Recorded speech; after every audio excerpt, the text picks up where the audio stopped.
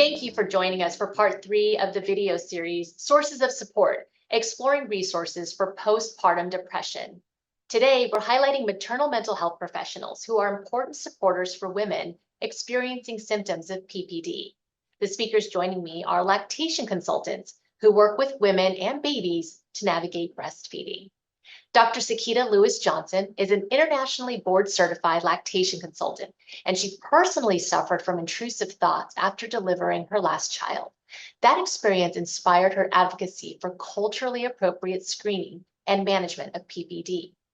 We also welcome Dr. Kathleen Kendall-Tackett, an internationally board-certified lactation consultant and psychologist who is the editor of Psychological Trauma and authored a book on PPD, now in its 5th edition.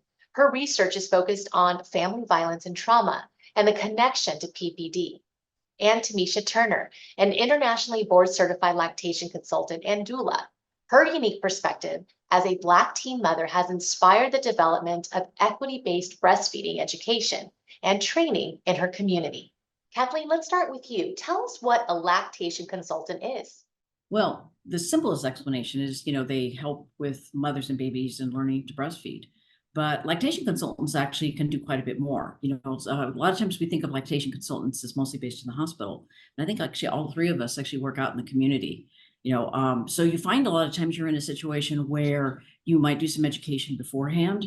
You might be called in to help with a problem, or you might be just kind of called in to just do a check. But in a lot of ways, it's just such a natural gateway to talk about things like postpartum depression, because you're in a setting where, there's just a lot of time where you're kind of waiting for the baby to do their thing. And it's just a kind of an intimate setting. And it really is a place where I find that mothers will a lot of times open up and tell you what's going on. And it's a real natural kind of segue into having a conversation about what else might be going on with her. Wonderful. Thank you. Kathleen, it is such an intimate space and a special time to be sharing with these mothers when they're vulnerable.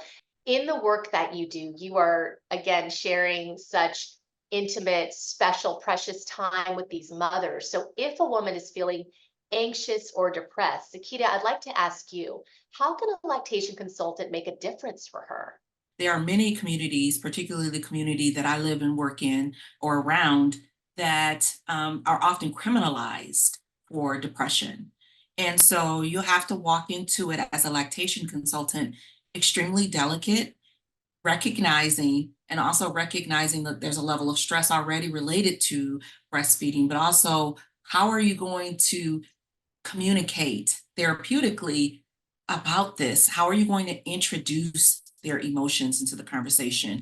And before you do that, have you built some type of rapport or relationship with them? Because, it could be really scary for some folks to disclose that absolutely you are correct.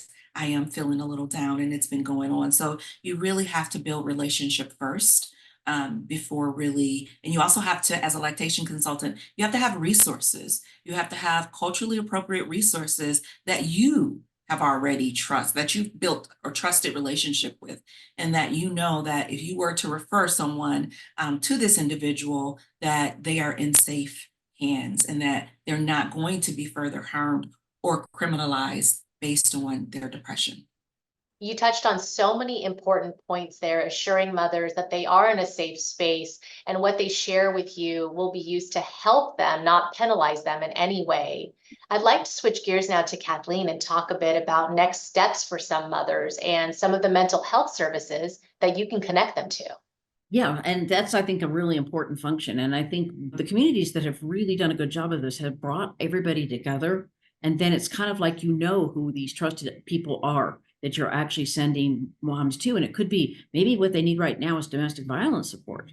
Maybe they need housing assistance. And so again, knowing kind of the things in your community. So a lot of times I see the lactation consultant as sort of the gateway to a lot of these other services. Depression is a direct threat to breastfeeding. If you want to talk about one of the things that will cause breastfeeding not to work, depression, anxiety, post-traumatic stress disorder, all actually increase the likelihood that breastfeeding is not going to work. And so that's why I really say it is within the lactation consultant's purview to pay attention to this, be aware, and be the gateway. Know what's in your community and who you feel that you can trust to send your moms to. Thank you, Kathleen. Another trusted support group would be other moms. I know that peer-to-peer support can also be really beneficial. Tamisha, can you tell us more about that? So this is a topic that's really near and dear to my heart because I came into this work as a breastfeeding peer counselor. I was a teen mom, and I got some support from my peer counselor through the WIC program, and it just like really propelled my passion for the work. And so one of the things that I want to say about peer-to-peer support is it makes a big difference in breastfeeding outcomes and especially duration, because you get to have an experience with talking with another mother that's been there. It's relatable, especially when we're talking about culturally relevant, breastfeeding education, equitable breastfeeding education. When you have somebody that has a lived experience, it's invaluable. You build that trust, that relationship. It also becomes a safe space for you, whether it be a one-on-one conversation or like the groups that you just mentioned. So we call them mom to mom groups. And in our mom to mom groups, a lot of times things come up. Like we have different topics. It's a place where they can get evidence-based support and information as well. Because as a lactation consultant, I'm there to support them on the sidelines as they're talking with their peers. And creating a safe space and safe environment is vital when you want somebody or you're asking somebody to share intimate experiences and for them to actually be, transparent with you. And postpartum depression is one of those things that a lot of women feel like they're in a silo when they're having that experience. I'm the only one. Am I crazy? We start questioning those things. And so when you're in a space where you feel safe and you can share and you can see other mothers experience the same as you, then you're able to kind of be a little bit more vulnerable and more honest, to even be able to get the support that you really need. So that's where like support groups, talking with lactation consultants about those experiences and helping them to navigate those times are really important and vital. It's not just about milk, it's not just about nutrition. It's about the whole person and their experience and their breastfeeding journey. Thank you, Tamisha. Focusing on the whole person is so important. And for anyone who might be interested in connecting with the lactation consultant, Kathleen, can you tell us what would be the first step? I would start with the International Lactation Consultant Association. They list lactation consultants in the community. I would look also to a lot of the volunteer organizations like Lactation League International, Breastfeeding USA, Baby Cafes. All of these are places where lactation consultants oftentimes are found in the community. But also to just like find out, who the hospital lactation consultants are, if the hospital has some. And within WIC, oftentimes there are lactation consultants that are kind of supervising the peer supporters. So those would be the places I would start. That's great information for taking the first step. Once you locate lactation consultants in your community, Sakita, can you tell us more about how to connect with the right one? Whether it's your culture, your background, your comfort level, how can women make the best choice for the consultant that'll work best for them? Fortunately, the field is growing and starting to become more diverse, but I'm going to also honor that sometimes it's not geographically, it's not accessible to always find someone that is culturally appropriate or congruent with, your needs, your wants, and your desires. But I will say you could start with people around you that have had these experiences that they've breastfed or chest fed and ask them who did they use. You can also talk to your providers, whether you see a midwife or an obstetrician, and ask them for resources that may be more culturally appropriate for you. And so keeping those things in mind, there's lots of work going on across the nation. One of the things that I'm co-founder of Southeast Michigan IBCLCs of Color. One of the things that we do is we host something called Holding Space every Saturday, where in that space, there is a lactation consultant, a peer, and a licensed mental health therapist. This space is only reserved for women of color because women of color experience different challenges, and we want that space to remain safe. Thank you, Sakita. I know that protecting that safe space for these mothers is critical.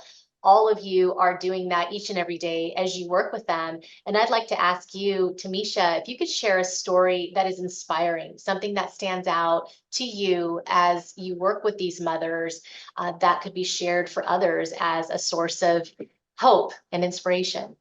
This is a mom that I ended up really developing a close relationship with. And she had came in to see me for lactation support with her other children. So we were spending time together weekly, and we had our weekly consults. And so some of the layers of issues that she was dealing with, she shared sitting there in the safety of conversation, in the safe space of my office, sitting on that couch, and even in the safe space of the breastfeeding support group, where she was able to share with other mothers. And over time, we spent the better part of, I think, her first year, doing just that. And over time, fast forward several years later, her mom used to come every once in a while, to the groups and everything. So she knew me. So we ran into each other, and she stopped me and she just told me, she said, "You know what? I want to share something with you.